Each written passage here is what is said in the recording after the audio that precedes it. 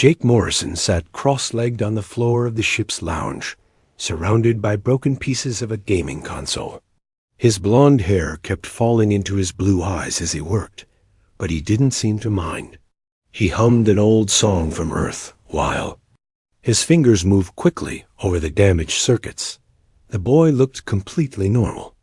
Just another human teenager on the diplomatic ship UCS Horizon. His jeans had holes in the knees, and his t-shirt was wrinkled from sleeping in it. To anyone watching, he was just a kid trying to fix his toy. But several alien crew members were watching him with growing confusion. CEX single quotes. Kai, the ship's Velthari engineer, stood near the wall with his forearms crossed. His purple skin showed patches of yellow, which meant he was puzzled. In his culture, young people were never allowed near technology until they turned 30 cycles old. Yet here was this human child, who couldn't be more than 20 Earth years, working with complex electronics like it was nothing. The Velthari engineer had 3 university degrees and 40 years of experience. But watching Jake work made his secondary hearts beat faster with worry. The boy was doing things with those circuits that Zex Kai wasn't sure he could do himself. On the other side of the lounge, Dekmer watched from his corner table. The Kethfer warrior was huge, even sitting down. His gray skin was covered in battle scars, and his 6 eyes never stopped moving, always looking for threats. But right now, all 6 eyes were focused on the small human. Dekmer felt something like disgust. His people valued strength above everything else. Warriors were respected. The weak were ignored or eaten. This human boy looked weak in every way that mattered to a Kethfer. Small, soft, defenseless. Even his movements were gentle as he handled the delicate electronics. The war between humans and Kethvar had ended only 3 months ago. Dekmer was here as part of the peace talks, but he still didn't understand how such weak creatures had defeated his mighty people. Looking at this boy, he understood even less. Got it. Jake suddenly shouted, making several aliens jump. The gaming console screen flickered to life, showing bright colors and cheerful music. The boy grinned and pumped his fist in the air like he had just won a great battle. 3 young aliens came running over immediately. There was Pip, a small Ethon with silver fur and big curious eyes. Next to her was Grok, a baby Torvald whose rocky skin was still smooth because he was so young. The third was Zeal, a Skarn child whose scales were bright green instead of the dark colors that adult Skarn had. "How did you do that?" Pip asked, her voice high with excitement. "It was completely broken." Jake's grin got even bigger. He loved showing off his work, especially to other kids. "See, the problem was right here," he said, pointing to a small chip on the circuit board. "This little guy controls the power flow to the graphics processor. When it got damaged, the whole system went crazy." He showed them how he had bypassed the broken chip using wire from other parts of the console. His explanation was simple enough that even the young aliens could understand, but Zex Kai noticed that the solution was actually very advanced. "But how did you know which wire to use?" Grok asked. His people were natural engineers, but even he was impressed. "Experience, mostly," Jake said with a shrug. "I've been fixing things since I was little. My mom always said I took apart more stuff than I put back together when I was really young." The alien children laughed, but the adults watching felt more confused than amused. The casual way Jake talked about complex engineering made them uncomfortable. "Commander." Lisa Chun walked into the lounge just as Jake was showing the children how the repaired console worked. She was a tall woman with short black hair and the kind of posture that said she was used to being in charge. When she saw Jake, her expression softened slightly. "Good work on the console, Jake," she said. The crew was wondering if anyone could fix it. Jake looked up and waved casually. "Hey, Commander." "No problem. It was actually kind of fun." The aliens watched this interaction with interest. Human military ships had very strict rules about how lower ranks talked to officers. But Commander Chun didn't seem bothered by Jake's casual attitude. If anything, she seemed to treat him with more respect than his apparent age would normally earn. Dr. Elena Rodriguez sat in a nearby chair, reading reports on her tablet. She was the ship's head psychologist, a woman in her 40s with kind eyes and graying brown hair. Every few minutes, she looked up from her work to watch Jake with the alien children. Her expression was hard to read. There was professional interest there, the way a doctor might watch a patient. But there was something else, too. Something that looked almost like worry, or maybe sadness. Silvera, the Ethon diplomat, noticed the doctor's attention. Ethons were very good at reading emotions, even in other species. She could sense layers of feeling from Dr. Rodriguez that didn't match what she was seeing. Why would a doctor look at a healthy young human with such concern? The boy seemed perfectly normal, happy, even. He was laughing with the children and patiently answering their endless questions about how the electronics worked. "Can you teach us to fix things too?" Zil asked, her green scales brightening with hope. "Sure," Jake said immediately. "But we'll start with something easier than this. Maybe I can show you how to repair the food dispensers when they get clogged. That happens all the time, and it's pretty simple once you know the trick." The alien children cheered, and even some of the adults found themselves smiling. There was something infectious about Jake's enthusiasm.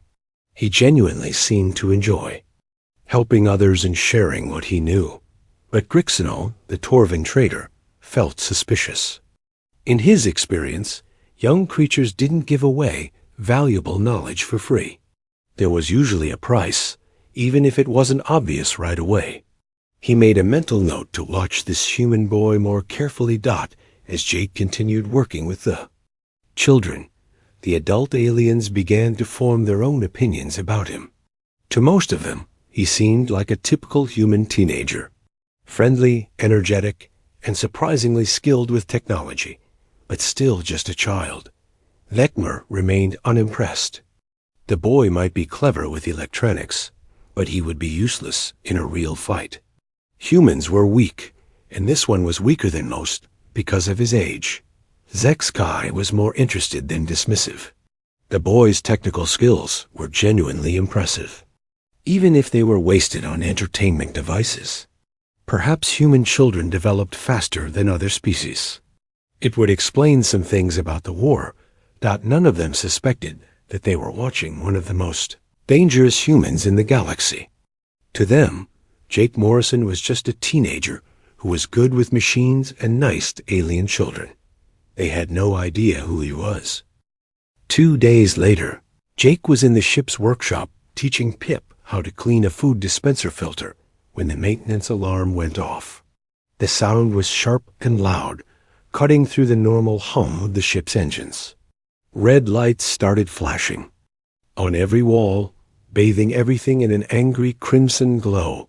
The alarm meant nothing serious, just routine maintenance in Section 7. The ship's computer was warning everyone to stay away from that area while the crew worked on the air recycling system. It was the kind of thing that happened every few weeks on long space flights. But Jake dropped the filter like it was on fire. His face went completely white. His hands started shaking so badly that he couldn't hold anything. His breathing became fast and shallow, like he couldn't get enough air into his lungs. "Incoming mortar," he whispered, so quietly that Pip almost didn't hear him. "Sector 7 is compromised. We need to evacuate the civilians." Pip stared at him with wide silver eyes. She didn't understand what mortar were, and she had never heard the word civilians before. But Jake wasn't talking to her anymore. He was talking to people who weren't there. "How many wounded?" he asked the empty air. His voice sounded different now, older somehow, and very tired. "Can we get a medical transport to the school? The children are trapped in the basement." Jake stumbled backward until he hit the wall, then slid down to the floor. He pulled his knees up to his chest and wrapped his arms around them, making himself as small as possible. His whole body was shaking now. Other crew members started arriving, drawn by Pip's frightened calls for help. Zek-Sky came first, his forearms reaching out like he wanted to help but didn't know how. Grok and Zill followed close behind, their young faces confused and scared. "What's wrong with Jake?" Grok asked in his rough, rocky voice. "Is he sick?" "The lights," Jake whispered. "The red lights mean incoming fire. Everyone needs to get to the shelters. The children first. Always the children first." More aliens gathered around, but none of them knew what to do. They had never seen a human behave like this before. Some thought he might be having some kind of medical emergency. Others wondered if all humans were unstable and couldn't handle simple stress. Vecmer pushed through the crowd with his massive frame. He looked down at the shaking human with something that might have been disgust or disappointment.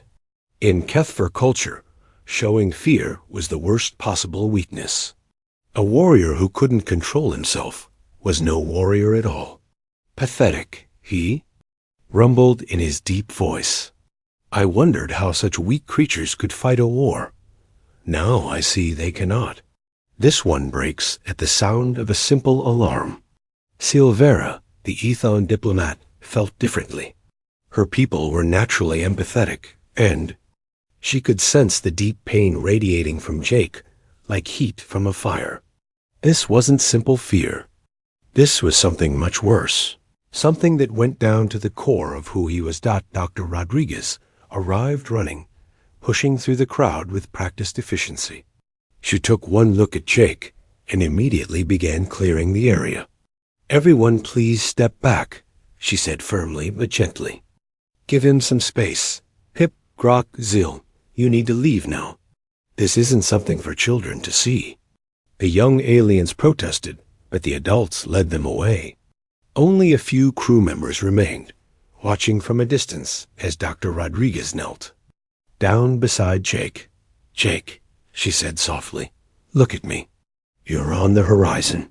You're safe. The alarm is just for routine maintenance." Jake's eyes found her face, but they looked right through her. "Dr. Rodriguez? How did you get here? This sector isn't secure. The Kethfer have artillery positioned on the ridge." "There are no Kethfer here," she said patiently. "No artillery, no mortar. Just a maintenance alarm on a peaceful ship." She began guiding him through breathing exercises, counting slowly and steadily. In for 4 counts, hold for 4, out for 4. That's it. "You're doing great." Commander Chun appeared at the edge of the group. She didn't come closer, but she watched with the same careful attention that Dr. Rodriguez was giving Jake. Her expression was unreadable, but there was something protective in the way she positioned herself between Jake and the other observers. Gradually, Jake's breathing began to slow down. The shaking stopped, and some color returned to his face. But he still looked exhausted, like he had just run a marathon. "Better?" Dr. Rodriguez asked. Jake nodded slowly. "Sorry, the lights and the alarm. They just ... all quotes." He trailed off, not finishing the sentence. "You don't need to apologize," she said. "Do you want to go to medical? Or would you prefer to rest in your quarters?" "Quarters, I think," Jake said quietly. "I'm really tired." Dr. Rodriguez helped him stand, and Commander Chun stepped forward to support his other side. Together, they walked him out of the workshop, leaving the alien observers behind with more questions than answers. After they left, the aliens stood in uncomfortable silence for several minutes. Finally, Zek-Sky spoke up. "What was that about?" he asked. The human child seemed to think he was somewhere else entirely. "Humans are fragile," Vecmer said with satisfaction. "Their minds break easily under pressure. It explains why they needed tricks and weapons to defeat us instead of fighting with honor." But Silvera shook her head. No, that wasn't simple fragility. I could feel his pain. It was old and deep, like a wound that never healed properly. Grixnell, the Torvin trader, had been listening to everything with his excellent hearing. Did you notice what he said? Artillery positions, mortar, evacuating civilians. Those aren't words a normal child would know. The others looked at him with interest. Grixnell was known for picking up details that others missed. It was part of what made him such a successful trader. He also mentioned Kethvar specifically, Grixnell continued, and he seemed to know military procedures. How would a human child learn such things? Vekmer's 6 eyes narrowed. Are you suggesting this weak child was involved in the war somehow? I'm not suggesting anything, Grixnell said carefully. I'm just observing that there might be more to this human than we first thought. Later that evening, the ship's Velthari communications officer was running routine system checks when she accidentally picked up a private conversation between Chief Petty Officer Ryan Collins and Dr. Rodriguez. The audio was automatically recorded, as was standard procedure for all ship communications. Collins was speaking in a low, angry voice. Damn maintenance alarms. They always set him off. Can't they use a different sound? We've discussed it with the captain, Dr. Rodriguez replied. But changing the alarm system would require approval from Fleet Command. These things take time. Time, Collins said bitterly. The kid's been dealing with this for months. No 17-year-old should have nightmares about what he saw on Kepler Prime. The communications officer's translator took a moment to process the unfamiliar term. Kepler Prime. She had heard that name before, during the war. It was a human colony world that had been attacked by Kethvar forces. At least he's getting better, Dr. Rodriguez was saying. The episodes are less frequent now, and he recovers faster. Better, Collins repeated. Doc, what that kid went through would have broken most adults. The fact that he can function at all is a miracle. The conversation ended there, but the communications officer felt deeply troubled. She began to wonder if perhaps they had all misjudged the human boy. If he had been on Kepler Prime during the war, then he had seen combat. Real combat, not just training exercises, but he was so young. How could someone so young have been involved in actual fighting? The questions bothered her so much that she couldn't concentrate on her work. Finally, she decided to research Kepler Prime in the ship's database. What she found there made her secondary hearts skip several beats. The Battle of Kepler Prime had been one of the most brutal engagements of the entire war. A full Kethvar battle fleet had attacked a lightly defended colony world. The fighting had lasted for days, with thousands of casualties on both sides. But the communications officer found something else in the records. Something that made her question everything she thought she knew about Jake Morrison. The battle had been won by the humans, despite impossible odds. And according to the official reports, the victory had been coordinated by someone the Kethvar called the Small Death, a human who had never been identified by name. Jake was in the ship's library reading a book about engine repair when the attack began. The first sign of trouble was when all the lights suddenly dimmed and the ship's engines changed their sound. Instead of the steady hum, everyone was used. Too, they now made a worried whining noise. Then the emergency alarms started screaming. These weren't the maintenance alarms that had triggered Jake's panic attack 2 days earlier. These were the real thing. Deep, urgent sounds that meant that the ship was in serious danger. Red lights flashed everywhere, and the ship's computer began speaking in multiple languages. All crew to emergency stations. This is not a drill.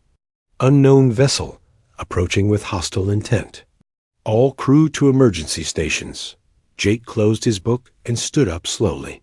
Unlike his reaction to the maintenance alarm, he seemed completely calm now. His face showed no fear, just careful attention as he listened to the sounds around him. The other people in the library were not calm at all. Alien crew members ran in different directions, some heading to their duty stations, others looking for safe places to hide. The younger aliens were crying, and even some adults looked scared. But Jake walked quietly to the nearest computer terminal and began typing commands. His fingers moved quickly and surely across the keyboard, calling up displays that most crew members had never seen before. On the main bridge, Commander Chun was dealing with the crisis. The attacking ship was called the Raider's Fang, and it was much bigger and better armed than the diplomatic vessel Horizon. The pirate captain, a cybernetically enhanced scare named Vexthorn, was demanding that they surrender immediately. "You have soft humans and weak aliens on board," Vexthorn's harsh voice crackled over the communication system. "We will take what we want and sell the rest. Surrender now, and some of you might live." Commander Chun tried to negotiate, but pirates weren't interested in talking. They wanted valuable cargo and prisoners they could sell to the highest bidder. The Horizon was exactly the kind of target they loved most, a ship full of diplomats and civilians with minimal weapons. While the adults on the bridge argued with the pirates, Jake left the library and began moving through the ship's corridors. But he wasn't running to safety like everyone expected him to. Instead, he was heading toward the most dangerous part of the ship, the armory and emergency command center. Sky saw him in the hallway and called out with worry, "Young Jake, you should not be walking around. Go to the safe rooms with the other civilians." Jake stopped and looked at the Velthari engineer with eyes that seemed much older than his 17 years. "I'm not a civilian," he said quietly. "Not anymore." Before Sky could ask what he meant, Jake was gone, disappearing around a corner. With the kind of quick, silent movement that soldiers used when they didn't want to be seen, the Velthari engineer felt confused and worried. Something about the human boy's behavior didn't make sense. Why would he go toward danger instead of away from it? In the ship's safe rooms, the alien children were crying and asking where Jake was. Pip kept looking at the door, hoping he would come through it and tell them everything was going to be okay. But Jake never appeared. Dr. Rodriguez was also looking for him, checking all his usual places with growing concern. She knew better than anyone how Jake might react to real combat situations.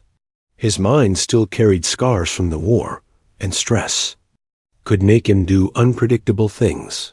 Meanwhile, Jake had reached the armory using access codes that Commander Chun had given him months earlier. She had told him they were only for emergencies, and this definitely qualified. The heavy door slid open with a soft hiss, revealing rows of weapons and equipment that most civilian ships never carried. But Jake wasn't interested in the guns or armor. Instead, he went straight to the emergency command station, a backup control center that could operate the ship's systems. If the main bridge was damaged, his fingers began dancing across the control panels with practiced skill. Multiple screens came to life, showing the Raider's Fang from different angles. Jake studied the pirate ship carefully, his eyes taking in every detail of its design and weapon placement. To anyone watching, it would have looked like he was just playing with the computers. But Jake was actually conducting a detailed tactical analysis of their enemy. He identified the location of the ship's engines, weapons, shields, and life support systems. More importantly, he found their weaknesses. Raider's Fang was powerful, but it had been built by different alien species working together. This meant the various systems didn't work perfectly with each other. There were gaps in the shield coverage, timing delays in the weapon systems, and structural weak points where different technologies had been forced to connect. Jake saw all of this in just a few minutes of careful observation. Then he began working on a plan. On the bridge, things were getting worse. The pirates had launched boarding pods, small attack ships designed to attach to other vessels and cut through their hulls. Once the pirates got inside the Horizon, the Fight would be over quickly. "Boarding pods launching," reported the sensor officer. "Impact in 3 minutes." Commander Chun opened a ship-wide communication channel. "All crew prepare for boarding action. This is not a drill." But as she spoke, her personal communicator buzzed with an incoming message. The sender was Jake Morrison, and the message was, short but shocking. "Commander, this is Jake. I'm in emergency command. I can stop the pirates, but I need you to trust me. Give me control of the ship's defensive systems." Chun stared at the message in disbelief. Jake was just a teenager. How could he possibly help in a situation like this? But as she looked at the approaching boarding pods on her screen, she realized they were out of options. "Jake," she said into her communicator, "what are you planning to do?" "What I'm trained for," came the reply. "I can neutralize the threat without destroying their ship or killing unnecessary people. But I need those defensive systems now." Something in Jake's voice made Chun pause. It didn't sound like a scared teenager anymore. It sounded like someone with authority and experience. Someone who knew exactly what they were doing. Against her better judgment, Chun began entering the authorization codes that would give Jake control of the Horizon's weapons. "Control transferred," she announced. "Jake, the ship is yours." Throughout the Horizon, the alien crew members felt the ship's systems change. The engines shifted to a different power setting, and the defensive sensors began moving in new patterns. But none of them understood what was happening. Only Jake knew that the real fight was about to begin. In the emergency command center. Surrounded by glowing screens and blinking lights, Jake Morrison stopped being the friendly teenager who fixed gaming consoles and taught alien children about electronics. Now, he was something else entirely. Something the Kethver had learned to. Fear during the war. Something they called the small death. Jake's counterattack began exactly 30 seconds before the pirate boarding pods would have reached the Horizon. The ship's point defense guns, normally used to shoot down small debris, suddenly came alive with deadly precision. Each boarding pod exploded in a bright flash of light and metal. The pirates never had a chance to react. One moment they were flying toward their target.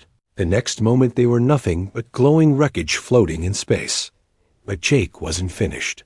As the destroyed pods created a cloud of debris, he had already calculated exactly how the Raider's Fang would respond. The pirate ship would have to move to avoid the wreckage, and when it did, it would expose its weakest shield section for exactly 4 seconds. Jake was ready for those 4 seconds. The Horizon's main weapons were designed for self-defense, not ship-to-ship combat. They were small and relatively weak compared to what a real warship carried. But in Jake's hands, they became surgical instruments of destruction. His first shot punched through the Raider's Fang shields at precisely the right moment and hit their engine control system. The pirate ship's main drive shut down immediately, leaving them unable to maneuver. His second shot disabled their primary weapon systems before they could return fire. His third shot took out their communications array, cutting them off from any other pirate ships that might be nearby. All 3 shots happened within 10 seconds, each one timed and aimed with mathematical perfection. Throughout the ship, the alien crew members felt the Horizon shake with each weapon discharge. But they had no idea what was happening. The tactical displays on the bridge showed the results, but most of the aliens couldn't believe what they were seeing. "Impossible," whispered Detmer, his 6 eyes wide with shock. "No one could aim that precisely. Not in the middle of a space battle." On the bridge, Commander Chun was receiving constant updates from Jake through the communication system. His voice remained calm and professional, like he was discussing routine maintenance instead of life-and-death combat. "Raider's Fang is neutralized, Commander. Their weapons are offline, their engines are dead, and they can't call for help. I've left their life support systems intact. so the crew won't die, but they're no longer a threat to anyone. The bridge. Crew stared at their displays in amazement.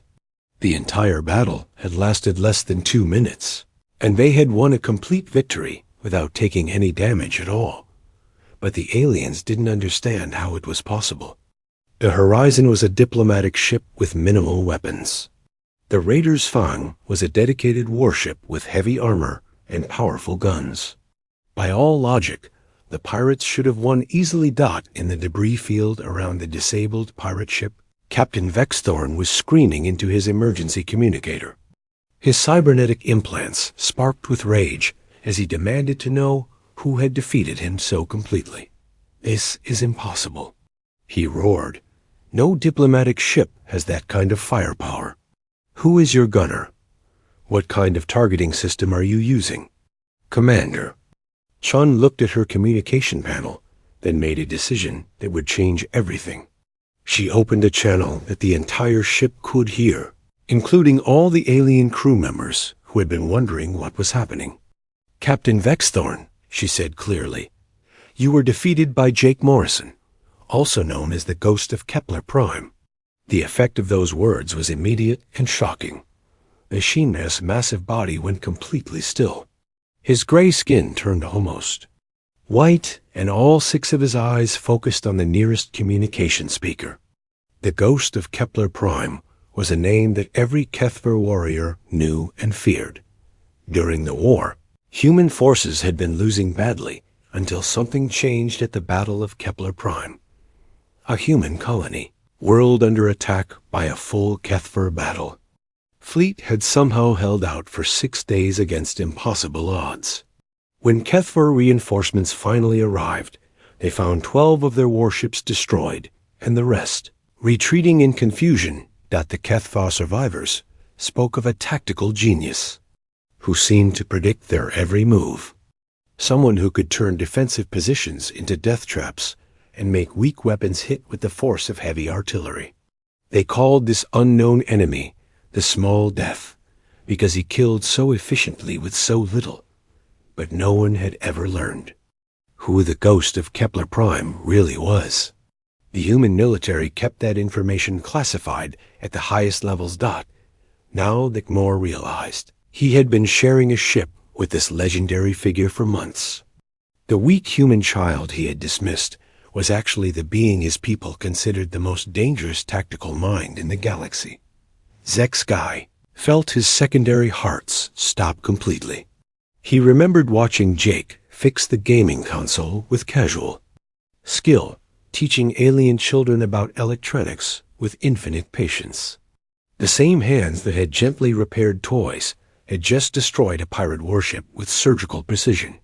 Silvera, the empathic Ethon diplomat, suddenly understood the pain she had sensed from Dr. Rodriguez. The doctor wasn't just treating a traumatized teenager. She was helping one of humanity's greatest war heroes deal with the psychological cost of what he had been forced to do. In the safe rooms, the alien children heard Commander Chan's announcement and didn't understand why all the adults looked so shocked. To them, Jake was still just the nice human boy who taught them about machines and fixed their toys. But Pip, the young Ethon, remembered something Jake had said during his panic attack. He had talked about evacuating civilians and protecting children. She was beginning to understand that Jake had seen terrible things during the war, things that no one should have to see. Captain Vexthorn's voice came over the communication system. One more time, but now it was filled with fear instead of anger. The Ghost of Kepler Prime? But he's just a legend. A story the humans made up to scare us. "I'm afraid not," Commander Chun replied. "Jake Morrison is very real, and you just experienced what made him famous." In the emergency command center, Jake was already shutting down the weapon systems and returning control to the bridge. His job was finished, and he wanted to get back to being a normal teenager if possible. But as he walked through the ship's corridors, he noticed that everything had changed. The alien crew members who saw him no longer looked at him like he was a harmless child.